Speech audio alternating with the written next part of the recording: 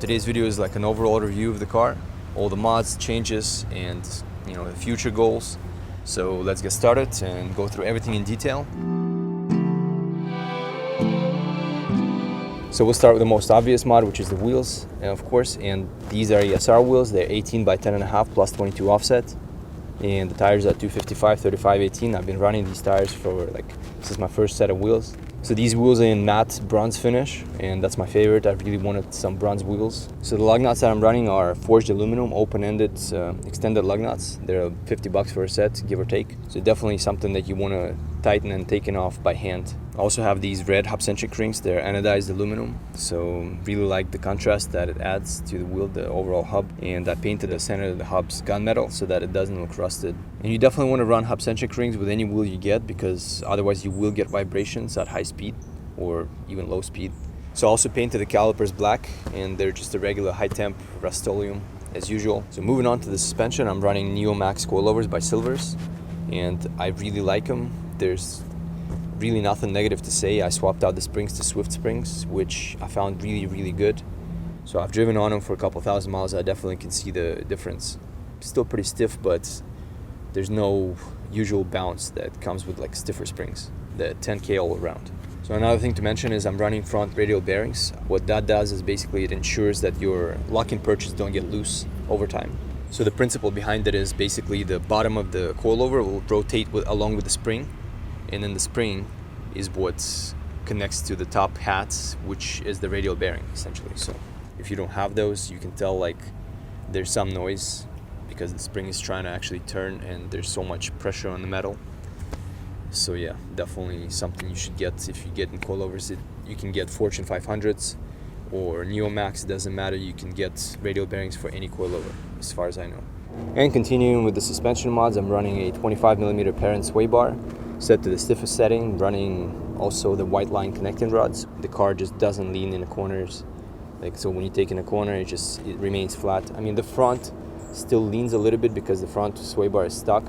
So that's definitely one of the next mods I want to get. But the back feels great.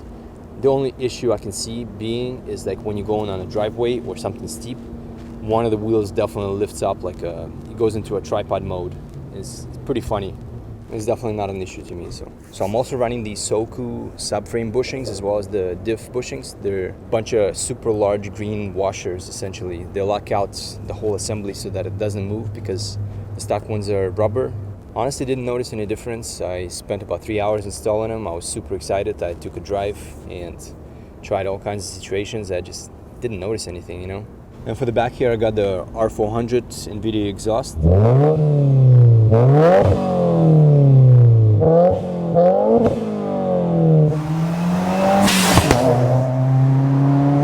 This is definitely my favorite exhaust for this car. It sounds amazing, it looks great. Here I got this F1 style third brake light, and it definitely added a nice touch to the rear end.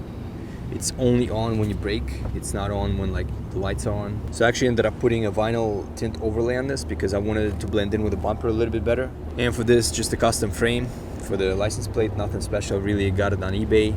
And using these Password JDM washers, just make sure you never get anything like anodized red or blue or anything colorful because it will fade.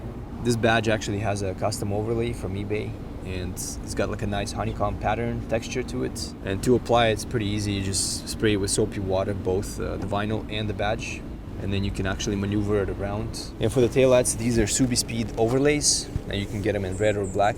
I don't know, I kind of like it in red. It matches the taillight itself. It covers up this whole huge section of white. So definitely added a nice custom touch to the back. Highly recommended.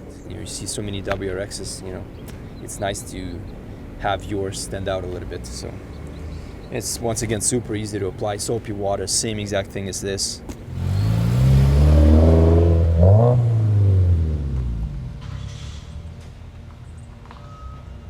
A lot of you guys asked me about this wheel setup, 10.5 plus 22 offset, and what it takes to make it fit, and it does take quite a bit of work. So besides the obvious rolling and pulling of the fender, it actually takes quite a bit of hammering on the inside to make it super flat. These areas are actually quite chunky on the inside here, and especially in the back. So what I ended up doing, I just used a sharp blade to slice some of this material to match the thinness of the fender. So must have spent a few days just working on the fenders. Would I recommend it? Probably not. I mean, if you have to have this setup, like the width and everything, then just get ready for a lot of work. The trick is always use a lot of heat on the when you're fender rolling. When you pull in the fender, do it in slight increments so that you're not pulling too much in one area, because you create a lump when you do that. So basically the fender gets wavy, if you're looking from the side. I do suggest just sticking with a 9.5 plus 35 or whatever offset. I mean, for me, that I had to have these wheels. I mean, once I saw them in the depth, how the face looks, it's like I was sold. I was like, man, I don't care, I'll make them fit, whatever it takes. So for the fender mods, my initial plan was to actually paint this black, this whole section here, but I started doing that and kind of gave up. Ended up a little too much work, so I decided to just add these carbon bits. I got them for a good deal from some guy. They look okay, honestly. I don't recommend them. They're made by Sebon or Sabon, and the fitment is meh. One thing I really like is this, which originally came in like this hyper black finish, and so I got these on eBay for, I don't know, like $25 or $20. And not a fan of stuff that has actual little letters painted in, like red or blue. I think it looks super cheap. I'm not gonna bother with the mirror covers. I think it's a waste of time. So the next mod is the headlights, so let's check it out. So for the front here, the headlight housings are painted, and got a video on that, by the way. Also, I got these STI fog light bezels. They're super simple to install, and I relocated the blinker bulb to the headlight high beam area because I got rid of the high beams. There's no point having them when you paint the reflector black, so there's nothing to reflect. It came out nice, actually. You can see the blinker light up super bright, especially at night. So for the grill here, it's a bit of a work in progress. So I took it out, I Dremeled it out, just to keep the outer frame. It actually looks quite nice. I'm just finishing up.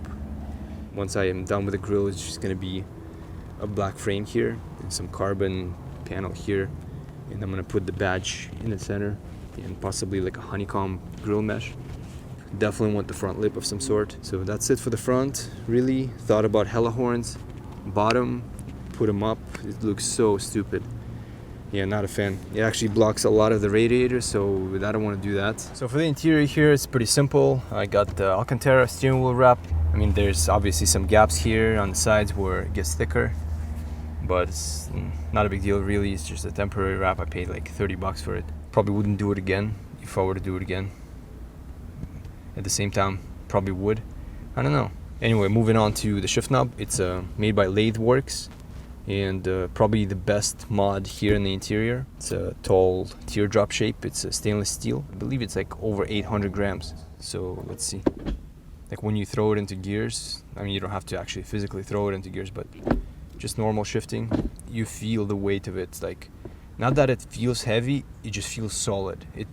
It helps go into gear, especially with the Boomba short shifter that I have and the short shift plate. My car actually came with a STI short shifter, and I know a lot of people say like it's awesome. Honestly, I didn't like it at all. It was super notchy and gravelly. It actually is much, much worse than the stock regular WRX shifter. Highly recommend both the short shifter and the plate. At the very least, get the plate. It's like, I think it's like $90. Another thing I got is of course, the shift stopper. Super awesome mod. So basically what happens is the result is the gate becomes very compact. So you're not going to the left as much, you're not going to the right as much. Because before, without the stopper, I used to go to the first, and then it would go too much to the left. I would try to go up to the first, and then it wouldn't go in. You have to go to the right a little bit to go up. It's super ridiculous. And of course, not to forget the transmission mount. So that's a group pan transmission mount. I tried the solid mount by Torque Solution, but found it a little bit too noisy. So the group pan is awesome. Yeah, this shifting here, it's like there's no sloppiness. It almost feels mechanical. If you don't mind this, I mean, it's not even a big deal when you're driving, but I'm just nitpicking. I got authentic Alcantara shift boot and ebrake boot.